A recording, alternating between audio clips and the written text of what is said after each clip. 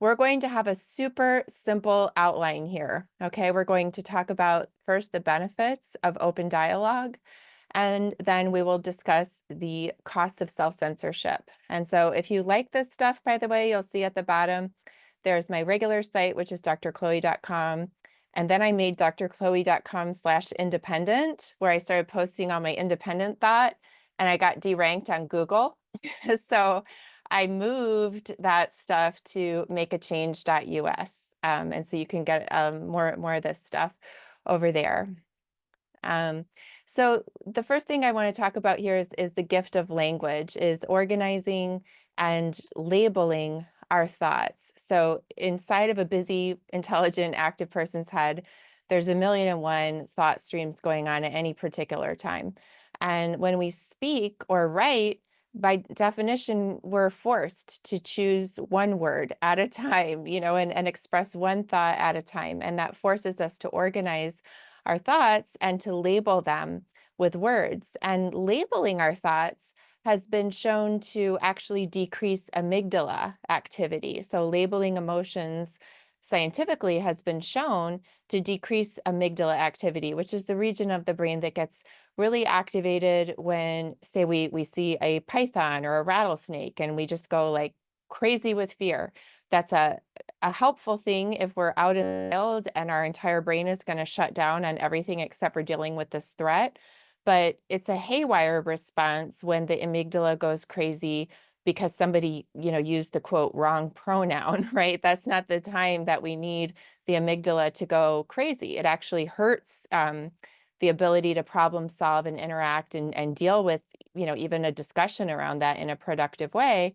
So the last thing we want to do is to shut down speech if we want to be able to actually have less conflict.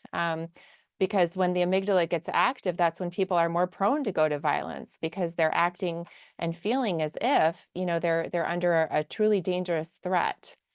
So another point about language that's really helpful and important is that when we can talk about ideas, we develop our good ideas and we discard the errors. So I'm sure we've all had the experience of saying something and then like, oh, gee, as I say it aloud, I realize that's not actually right. That doesn't make any sense. Or as we talk about an idea, we're like, yes, and this, oh my goodness, and that, right? So I think a lot of the things I'm sharing with you are probably somewhat intuitive, but they have also been documented by psychologists, which is partly why it baffles me that more psychologists are not banging the free speech drum. Like typically, it's my colleagues that want to be like, talk it out, it's words, say it, speak it, you can say whatever you want in the therapy room. And then all of that has really gone to the wayside recently, and I'm honestly baffled. Another benefit of speaking and saying what is on our mind is that it creates what we call a healthy detachment between our thoughts and our core self. So, for example, um, if I'm sharing my thoughts aloud on a certain level, what I'm doing is I'm turning them into objects that are outside of me. And it becomes clear that they're ideas and things that I can change with language. They're not merged within me. They're not my core self.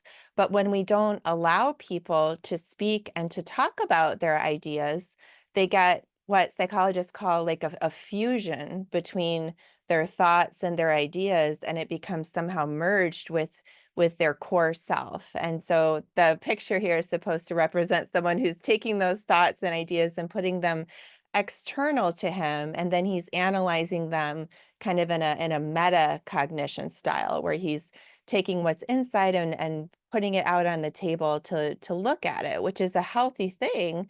And again, it actually allows us to grow and develop and even discard bad ideas.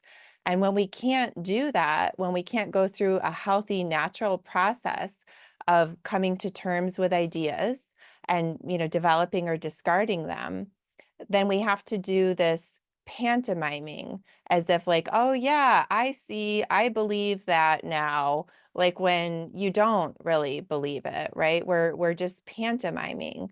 And of course that it creates, I believe, a real intellectually stifling atmosphere around us, as well as a lot of repression and suppression and denial, all things that psychologists typically would recognize as things that we don't, want to foster.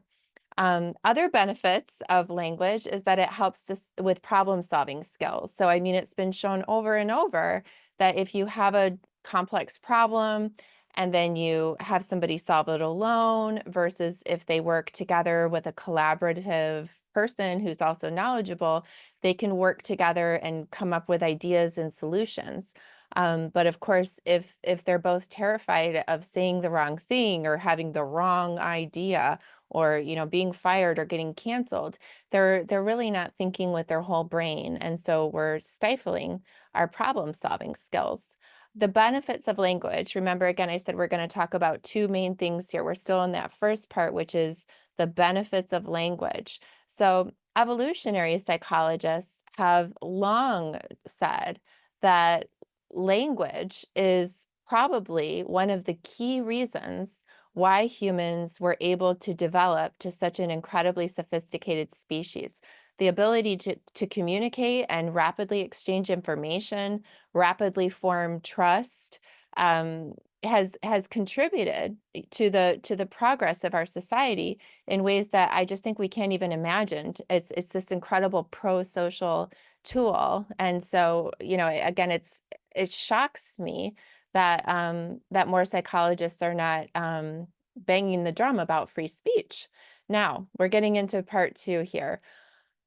What happens when we interrupt this process? The formal term for it in psychology is called self-censoring, basically just holding it in. What happens when we interrupt that normal, natural, healthy process of having thoughts in our head, streamlining them out into language, regulating our amygdala, bonding with others, developing our good ideas and discarding our bad ones, all those good things that we just discussed? What happens when we interrupt that process? We get what psychologists call denial, repression, and suppression. And so what you see here is this man who's obviously having a very strong, intense emotional reaction about something. There's that red thing going off in his head, but he's folding his arms and saying, I don't know. And there's a part of me that actually believes that. Obviously, it's a cartoon, but the concept, I think, is very true, that when people deny and repress and suppress their own thoughts, what actually begins to happen is that they dissociate from them. They stop even really fully realizing the true depth and context of their thoughts because they so automatically, repress it and suppress it. So then they find themselves maybe feeling really angry, but genuinely not knowing why. And that's, again, one of the things that psychologists typically do is try to assure people that it's okay to share, it's good to explore, let's talk it out. But I mean, it's shocking to me about what's even going on in many psychology training programs. That's kind of the opposite of this. So when we interrupt that process, we get we're like literally baking the cake for depression, repression, and suppression. Now, one of the common objections to free speech is they say, but we need a safe space. And so that's why you can't say what you really think because of our safe space, which is, I mean, again, to me, it's so crazy, is like burying your head in the sand. Does that ostrich look safe to you because he has buried his head in the sand and is not aware of the truth of what is going on around him? So I, for example, as a woman, if somebody thinks that I'm stupid because I'm a woman or I'm evil because I'm white or whatever the case may be, I would much rather know. Now, that doesn't mean that I have to be subjected to people shouting slurs at me all the time. So it being in support of free speech doesn't mean that you can't have good boundaries. In fact, I think that the more that we can teach people good boundary setting skills, they would feel less of this rigid need to stamp out the right of anybody to say that thing or that thought anywhere on the planet, that they want to like just, you know, disappear that idea, which is, it's nonsensical. It's so irrational. But true safe spaces are spaces where people can say what they really think. I can know what people really think, and I can say what I really think without, fear of extreme reprisals. So that's what this picture here is supposed to demonstrate is, somebody who's having real talk, somebody who's maybe getting like deep into a subject with somebody. They're not necessarily agreeing, but they're getting down into it, going through points, one by one, it kind of looks like. And that's a true safe space, as opposed to when where people are just, smiling and nodding and not even really actually connecting. So speaking of that, of smiling and nodding and not even really actually connecting, that I think is another issue. So we know that social support is really important to mental health. So I, for example, as a clinical psychologist, if I'm assessing a patient, I'm literally required to assess this person's social support. It's just considered that important of a thing in mental health. And so, what happens when we have incredible amounts of self censorship? I believe it degrades the quality of our social support when we're not really sharing with people our real thoughts and they're not really sharing with us their real thoughts.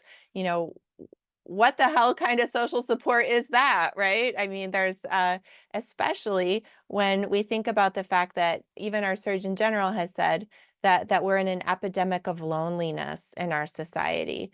Um, it's no wonder. I'm sure that there's a lot of reasons beyond just this one issue that I'm talking about, which is the, again, the mental health benefits of free speech. But I can't help but think about the fact, again, of degrading our social support this way and making everybody afraid to be who they are. Of course, people are feeling lonely. They're feeling siloed. Now, we also know when it comes to things like depression and anxiety and self-esteem, I think that there's an important conversation there too. So as I was saying earlier, the healthy function of anxiety is to stimulate preparation behaviors. And if you can't even talk about your thoughts and your concerns, like suppose you have some thoughts and some anxieties about some spikes in crime that have been going on in your neighborhood. Well, the healthy function of that anxiety would be to stimulate you to start, maybe going to some community board meetings and talking about what could be the source of this crime and what could be done about it and things like that. But if you are blocking that natural, again, healthy pro-social communication to take healthy action about a source of anxiety, if you're blocking that, I believe that could interfere with your healthy processing of anxiety. Similarly, with depression, one of the hallmarks of depression is a sense of helplessness, and that's why, and interestingly, anxiety. If you're blocking yourself from taking the healthy action that your anxiety is stimulating you to take, it can lead to depression because you essentially cultivate a sense of helplessness. So again, we're robbing ourselves and others sometimes of this incredible tool of language, and rendering ourselves to a certain degree helpless. And of course, with self-esteem as well. I mean, what does it say in terms of your self-esteem if you don't feel like your thoughts can or should even be spoken? Um, Kind of a related point here is in psychology, we have something called self-efficacy, which is your belief in your ability to do what you put your mind to do. And so the picture here of the man kind of covering his mouth in psychology, again, we kind of read that as like he's hiding something, he's holding something back, he's keeping himself from saying something. And being able to verbalize your plan and collaborate with others is a great way, again, to develop your good ideas, to create accountability, to get social support. All of those things boost your self-efficacy, and self-efficacy has been very strongly correlated with good mental health. I mean, again, to me, this stuff is very intuitive, but I think it's helpful, just like it was with the masks. I think a lot of people intuitively knew like this is messed up to think about masking our toddlers or, anybody like this, but especially little kids. But my paper, I think, helped people to have the language, interestingly enough, to talk about and to label some of the things that they knew intuitively. So my guess is that maybe that's what this talk is going to do here with you. So again, when we interrupt our healthy, normal ability to talk, we also make ourselves vulnerable to groupthink. So many of you may be aware, say about the Bay of Pigs, this, really disastrous political situation where, the United States kind of zombie walked into this, really foolish behavior. And afterwards, there was a kind of a post-mortem on it of saying, how did this committee of really smart people, do something so stupid and not realize like the obvious problems that they were zombie walking into? And, the answer was determined by a team of people, including a psychologist named Irving Yannis, to be something called groupthink, which again, I'm guessing you all probably have heard of, but it's just essentially where when you get a big group of people together, a certain set of conditions can happen.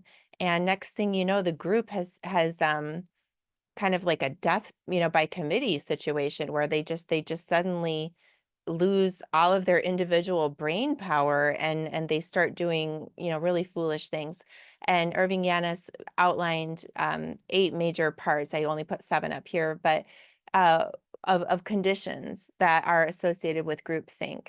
And one of them is self-censorship. So of course you could imagine in those Bay of Pigs meetings that there were people in the room that were thinking, I'm not so sure this is a good idea, but they held it in, and then when everybody starts doing that, um, it creates a false social consensus because again, just like with me in the blog I wrote about masks, my thought was like, gee, am I missing something? How come nobody else is seeing something? Maybe I'm really embarrassingly wrong about this, right? So that's something that can happen. Um, Another thing then when we think about groupthink and self-censorship, there are socio-political viewpoints that I think are more likely to be censored. So again, when we look at this list of terms here, what I did is I put each term as a caption on, one of these images. So belief in the inherent morality of the group is I think, yeah, the first thing on the list. And so to me, what that looks like, again, is say like a picture of an Antifa street fight, right? And many of them believe that they are fighting for, quote, social justice. To me, there's a very clear connect the dots situation as to, why and how some of this group think is actually unfolding, as well as, collective rationalization is another one. As you can see again with the toddler, that there was this ridiculous rationalization of even psychologists that were saying, well, there's never been a study ever that's ever shown that masking toddlers for 8 hours a day is harmful. Not one study. And what they didn't say, or maybe didn't somehow occur to them, is that's because there's never been such a study, because you could never have gotten approval for such a study, because on its face, it sounds like child abuse, right? To say like, let's round up 300 kids and mask them for 8 hours a day for a year and see if any of them are harmed, I mean, I'm sorry for laughing because it's not funny at all, but I'm laughing at the absurdity of it. As well as, just looking again here, we've got outgroup stereotypes. These are all just literally right off of the Irving Yannis list of the symptoms of groupthink. So, orange man bad, right? It's the biggest outgroup stereotype that there is. Direct pressure on dissenters, fear of being canceled. I mean, I feel like our society today is like a textbook example of this. And then the illusion of unanimity. So again, that's what I meant by this false sense of social consensus that happens when we have so much self-censorship. And up until recently, with Elon Musk, thank God, buying Twitter, we had that illusion of unanimity. That's a picture there of somebody on their phone and, social media, because with all of the content throttling and suppression, I mean, even the New York Post wasn't able to share articles. And so there was an illusion, there was a false sense of social consensus. And when we self-censor, or outright censor, have speech codes that are repressive, we create an illusion of unanimity. So then the self-appointed mind guards was the other thing on his list. And who are these self-appointed mind guards in our current society? So I focused on my own field here. So it's incredible. 6% of social and personality psychologists are conservative, only 6%. 5% of psychology professors overall are Republican. 85 to 90% of the field overall is liberal. And so, to be honest, I don't understand why liberals wouldn't want to be associated with free speech as one of their core values. Up until recently, that I think was actually true. But to the extent to which free speech has become politicized, it seems to have been associated in favor with conservatives and with people on the right. So with these types of numbers, the self-appointed mind guards, at least in my field, about what's healthy and what's about wellness, are not going to be flying the free speech flag. I think the same thing is going to be true, in journalism and in the media. So on that note, just as a quick sidebar, I actually have an incredible literary agent, and I'm getting a real cold shoulder about a book I want to write about the mental health benefits of free speech. So if people do know a literary agent that is not going to be terrified of this topic, I hope that you will ping me later, because I'm thinking about making a change in that type of representation that I have, because I really want to write a bigger book about this. So in closing, and I do want to also have plenty of time for questions and interaction. Again, of all things, we should talk here, right? Um, Words are not violence. That phrase started getting thrown around, I don't know, 2020, whatever. And as a psychologist, it drives me nuts, because I get on one level that it's just an expression, but I think many people internalized it and took it to this incredible, literal way of saying, that words are violence. And then when somebody then, said whatever, like something even mean or offensive or even hateful, that they felt like that they could respond in kind with violence. And I think that that's partly how we ended up with the Summer of Love, and all the rioting and a lot of the political violence that we have now, because people have this very misguided idea that words are violence. In psychology, I would actually label that as psychotic. Psychotic means a break with reality. And it's such an important break with reality to understand that words are not violence. I've worked on inpatient units in my training and things, and it's the type of thing that actually, in my experience, somebody with a serious psychotic mental illness would become, paranoid of hearing the wrong words or saying the wrong words, that they actually attach to words the same type of weight that we put upon violence. So just, again, I'm sure you all understand that already, but just to highlight it even further, as a clinical psychologist, if a patient tells me that he is going to tell off his neighbor, I would be legally prohibited from disclosing that to anybody. That's confidential information. But if the patient tells me he's going to beat the hell out of his neighbor, I am legally required to alert the authorities. And the difference, obviously, is that one is about words and one is about violence. And it's just so important we don't get that confused. And I want to say one more thing about it too, because again, part of my goal here is to give you all some talking points, just in case anyone tries to raise this nonsense in a policy situation that you're ever in. So I am actually a survivor of some very severe domestic violence. I'm happily married now, and I've been married a long time, and I'm, safe and stable, and everything's great. But, more than a decade ago, I was a victim of some really serious domestic violence. And I can tell you, words are not violence. And going around parroting phrases like that, I think, is insulting and cheapening to victims of actual violence. So if anyone tries that nonsense, please, please, please. I don't want to say shut it down because obviously I want open dialogue, but try to shut it down with rational thought and good argument. So with all of that said, I just want to review the points that we discussed here, just to recap, and then I want to get into your thoughts. So we talked about how language is a great gift. It helps us to organize and label our thoughts and better understand them, and to discard the bad ideas and develop the good ones. Slows down that amygdala activity, allowing us to actually think more rationally. And we talked about social support and loneliness, how, stifling ourselves or others can degrade the quality of our social support, as well as our problem-solving ability. And, again, frankly, one of the cornerstones of evolution. And when we interrupt that process and we don't speak up, we make ourselves and others vulnerable to repression, denial, and suppression. We, I think, deprive ourselves and others of true safe spaces. We deprive ourselves again of true resilience and strong, authentic relationships. We hurt our self-efficacy. I think there's actually, I believe, something to be said about mental health there in terms of depression and anxiety, creating a sense of helplessness when we want to actually become verbal and proactive. And we also talked about groupthink.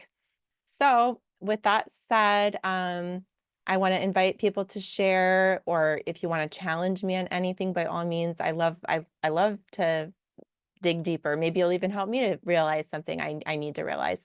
So please feel free to ask questions or challenges, or just share something on your mind. And if you want to connect with me on social media, you can go to drchloe.com/hello. All my social media is there. If you want to see my books, you can go to drchloe.com/books. And then you can also go to drchloe.com/independent or makeachange.us, because it's all forwarding to the same page now, since I mentioned I had to get it off my actual site because I believe Google was deranking me. So that's it, guys. Chloe, thank you. I think sure that I share your book and your resources. This has been one of the most exciting discussions that we've had, at least in the past year. So Wow. thank you for everything that you shared.